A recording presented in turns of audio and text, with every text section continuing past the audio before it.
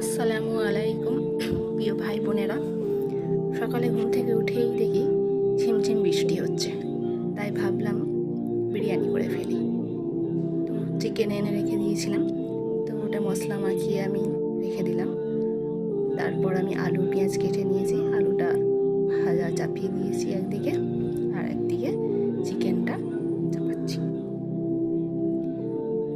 তো আমি মশলা দিলাম তেজপাতা, এলাচ, বড় এলাচ, ছোট এলাচ সব কিছু দেওয়ার পর চিকেন কষে নিয়ে ভালো করে আমি রান্না করে নিলাম। তারপরে আমি সেজে চাপিয়ে দিলাম, দমে দমে দিয়ে দিলাম। হ্যাঁ, কিছু তারপর বাকি কাজগুলো সেরে নিলাম। আমি গোসল করে নিয়ে সবাই কাজ সেরে নিয়ে নামাজ পড়ে খেতে বসে গেলাম। তো ভিডিওটি কেমন লাগলো, ভালো লাগলে লাইক করবেন, কমেন্ট করবেন, সাবস্ক্রাইব করবেন নতুন নতুন ভিডিও পাওয়ার জন্য অবশ্যই।